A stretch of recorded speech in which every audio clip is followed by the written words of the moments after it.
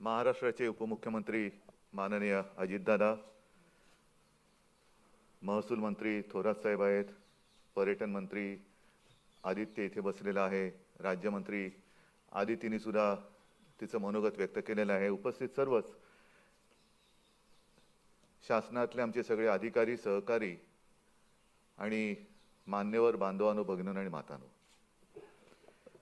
जागतिक पर्यटन दिनाच्या शुभेच्छा या देताना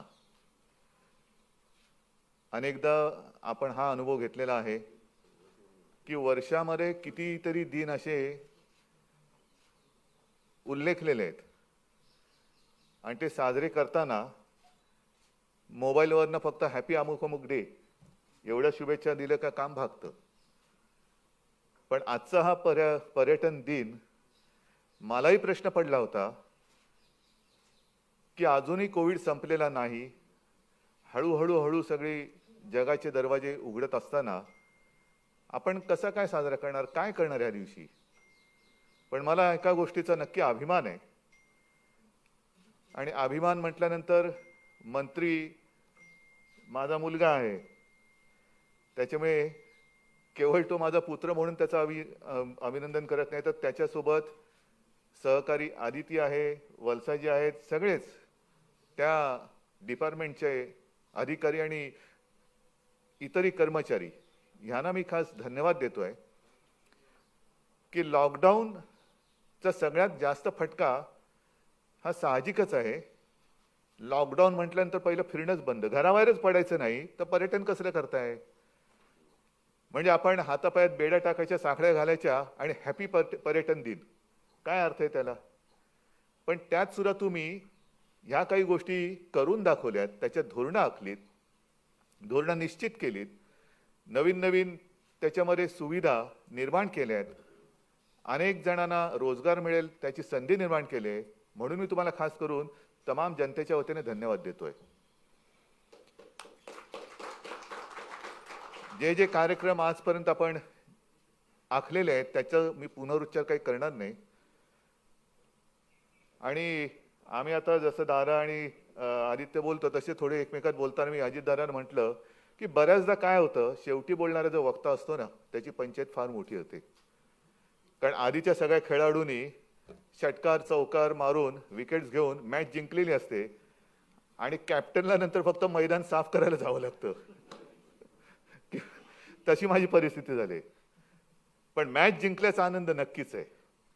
असे सहकारी मिळाल्यानंतर काम होणार नाही कसं, ते झालंच पाहिजे। आणि कौतुक करायचं म्हटल्यानंतर मास्टर शेफ आहेत, फोटोग्राफर्स आहेत, आपल्या राज्यामध्ये काय काय आहे हे जे फोटोग्राफीचं प्रदर्शन आहे हे नुसत्या कलाकृती नाही आहेत। मी सुद्धा कलाकार आहेच, फोटोग्राफर आहेच, मी सुद्धा महाराष्ट्राची फोटोग्राफी मध्ये मध्ये करण्याचा प्रयत्न केला होता, आता त्याला एक इतिहास झाला। पण हे जे फोटो आहेत हे फोटो आपण बघतो आणि थक्क होऊन बघत बसतो की अरे वा, काय काय फोटो काढले, सुंदर फोटो आहे। माझ्या मते केवळ फोटोग्राफीचं प्रदर्शन नाहीये, तर एखाद्या वैभवशाली साम्राज्याचं त्यातल्या काही ज्या खुणा असतात, त्यातले काही दागिने असतात, दागदागिने असतात, त्याचं प्रदर्शन असतं। तसं हे माझ्या महाराष्ट्राच्या वैभवाचं प्रदर्शन आहे। हे महाराष्ट्राचं वैभव आहे, हे महाराष्ट्राचं ऐश्वर्य आहे आणि ऐश्वर्य असं आहे की तुम्ही कुठूनही कसंही टिपलत तरी अरे वा क्या बात है हा शब्द आलाच पाहिजे, असा हा आपला महाराष्ट्र आहेच। दुर्दैवाने आजपर्यंत या खात्याकडे लक्ष गेलं नव्हतं, आता त्याच्यामध्ये नुसतं लक्षच नाहीये, तर त्याचं महत्त्व आपल्याला कळलेलं आहे। अनेक राज्य, अनेक देश असे आहेत की ते त्यांच्या एकूण बजेटमध्ये किंवा जी काही त्यांची आर्थिक परिस्थिती आहे, महत्त्वाचा म्हणजे कदाचित 70-80% हिस्सा हा पर्यटनावरती भागत असेल, असे अनेक आहेत। सिंगापूर आहे, त्याच्यानंतर साऊथ आफ्रिका, नैरोबी आहे, तिकडे तर जंगल बघायला, प्राणी बघायला लोक येतात आणि तिथे गेल्यानंतर तिथले आदिवासी सुद्धा आपल्याला दिसतात, ते सुद्धा आपलं स्वागत करतात। मग त्यांची ज्या काही वस्त्या आहेत तिकडे आपण जातो। अशा आपल्याकडे सुद्धा अनेक गोष्टी आहेत। साधी गोष्ट जरी म्हटली, आता जे एक आम्हाला पुस्तक दिलं दाऊद दळवी, महाराष्ट्रातील लेणी. आता आपल्याला अनेकांना माहितीच नाही आहेत, देशभरामध्ये जेवढ्या लेण्या आहेत त्यातल्या म्हणजे त्याच्यातच त्यांनी म्हटलेले की 1200 पैकी 800 लेणी आपल्या राज्यामध्ये आहेत. 800 लेणी. आम्ही आता जर का बोलायला घेतलं तर किती आपण जास्तीत जास्त नावानिशी माहिती आहेत आपल्याला? 10, 12, 15, 20, 25, 30, 35, पण 800. आणि त्याच्यात त्यांनी जो खेद व्यक्त केला तो हाच आहे की यापैकी जवळपास 90% लेणी अजून आपल्याला माहितीच नाहीये. हा आपला खजिना आहे. आता कैलासचं मंदिर सुद्धा वरपासून खालपर्यंत एका डोंगरामध्ये एका खडकामध्ये खोदत खोदत खोदत खोदत खोदत गेले. काय प्लॅन केला असेल, काय वास्तुशास्त्र असेल? आज आपल्याकडे सगळं आपण असं मानतो की आपण खूप विकास केलेला आहे, खूप विकास केलेला आहे. मग माझं आव्हान आहे की एवढं जर का आपण स्वतःला प्रगत झालं असं मानत असू तर कैलास एवढं नाही पण त्याची छोटी तरी प्रतिकृती, खोदण्यायोग्य दगड, आणि जर का दगड सापडलाच तो शोधून मिळालाच तर तसं लेणं खोदण्याची ताकद आणि कसब हे आजच्या या आपल्या आधुनिक जगात आहे का, आपल्याकडे आहे का? आणि माझी एक स्वतः इच्छा आहे, दादा थोरात साहेब, एक सुरुवात आपण करायला हवी असं मला वाटतं.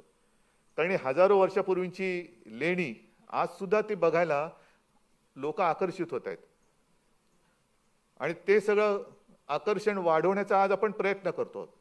म्हणजे आपण काय करतोय, जे आपल्याकडे जे वैभव आहे ते टिकवतो आहोत, ते जपतो आहोत आणि ते जगासमोर आणतो आहोत. पण आपण काय निर्माण करणार आहोत? आणि माझी खूप अशी इच्छा आहे, मधल्या काळामध्ये आपण बैठका सुद्धा घेतल्या, पण नंतर एक करोनाचं एक शुक्ल कष्ट सुरू झालं मागे. आपण एक लेणी खोदायचा प्रयत्न केला पाहिजे. आजच्या युगातली लेणी का नसावी? ह्या एवढ्या लेण्या ज्या आता आपण म्हणतो आहोत आणि प्रत्येक ह्याच्यामध्ये काही ना काहीतरी एक आपल्याला आपला पुराणातला एक प्रसंग आहे. नुसत्या लेण्या म्हणजे डेकोरेशन नाही, हे असं काहीतरी कुठून तरी चांगले दिसतं म्हणून लावलं नाही. या प्रत्येकाला काहीतरी अर्थ आहे. त्या ठिकाणी ज्या लेण्या खोदल्या गेलेल्या आहेत त्या प्रत्येक ठिकाणाचं एक एक महत्व आहे. मग कुठे बौद्धकालीन आहे, कुठे हेमाडपंथी मंदिर आहे, कुठे अमुकपंथी मंदिर आहे. वेगवेगळ्या शैली आहेत. आपली एक स्वतःची तरी आता शैली शिल्लक राहिले काय, इथून पहिली सुरुवात होईल. आणि ती जर का आपण करू शकलो, मला आठवते, मला वाटतं आधी ते बार्सिलोनामध्ये ते एक चर्च, बरोबर, कित्येक वर्ष काम चालूच आहे बार्सिलोनामध्ये. आम्ही आदित्य वगैरे लहान होते तेव्हा गेलो होतो. आपल्याकडे काय रांग लावायची आपल्याला सवय आहेच, आणि आम्ही तिकडे गेलो होतो. काही वर्ष झाली काय व्हीआयपी म्हणून गेलो नव्हतो, एक प्रवासी म्हणून गेलो होतो. मग तिकिटाची रांग काढली, रांगेत उभं राहिलं, तिकीट काढलं. काय वैशिष्ट्य त्याचं? ते ज्या काळामध्ये सुरुवात झाली त्या काळातलं प्रवेशद्वार.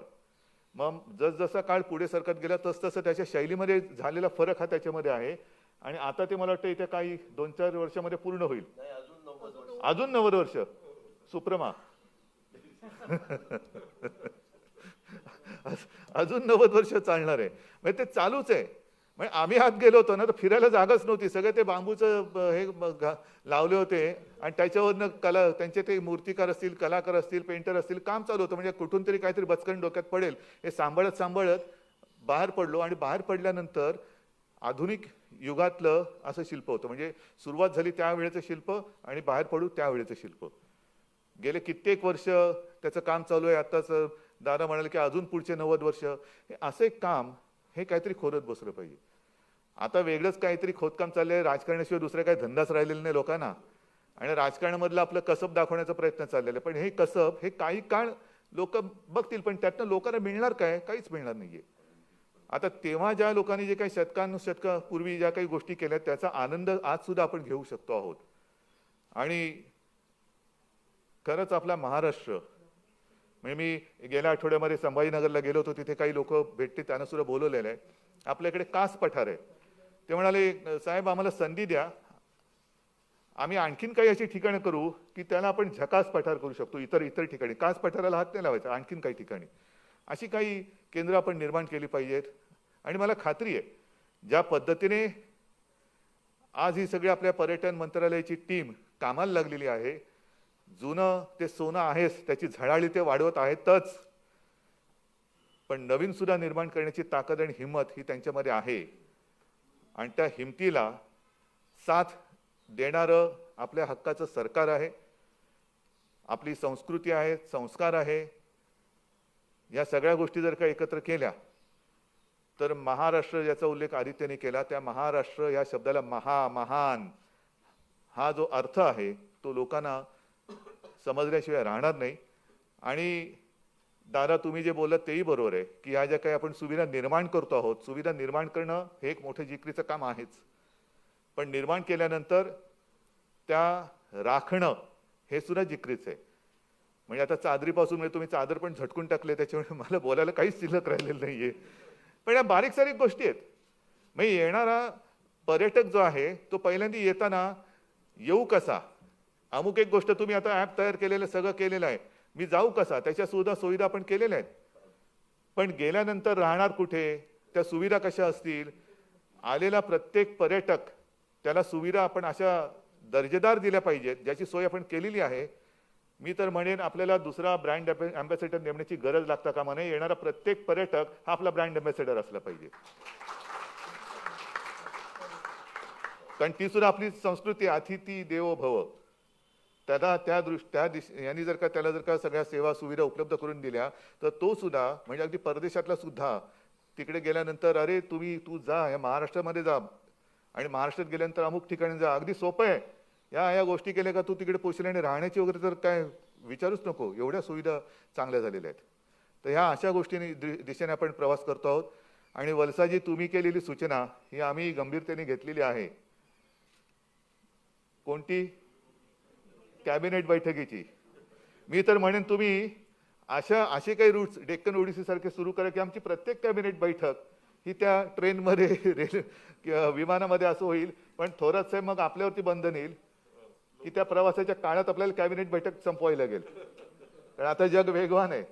आपण तिकडे पोहोचल्यानंतर सुद्धा पुन्हा परतीचा प्रवास सुरू होण्याची वेळ तरी कॅबिनेट नाही संपली तर पंचायत होईल. तर ह्या गोष्टी खरंच एक मला तर हे आव्हान आपण घेतलं पाहिजे की त्या डेक्कन ओडिसीमध्ये कॅबिनेट करणार, नक्की करणार. लवकर सुरू करा. आणि तुम्हाला पुन्हा एकदा, म्हणजे माननीय उपमुख्यमंत्र्यांनी एक शब्द दिलेलाच आहे. उपमुख्यमंत्र्यांनी आणि अर्थमंत्री, मग त्या नुसतंच उपमुख्यमंत्री म्हणून बोलले असते तर काही अर्थ नसता, पण अर्थमंत्र्यांनी बोललेल्या शब्दाला अर्थ असतो. आणि संपूर्ण सरकार हे तुमच्या पाठी उभं आहेच. असेच पुढे चला, महाराष्ट्राला पुढे न्या, जगाला आकर्षित करा आणि महाराष्ट्राचं वैभव जोपासा आणि वाढवा. जय हिंद, जय महाराष्ट्र.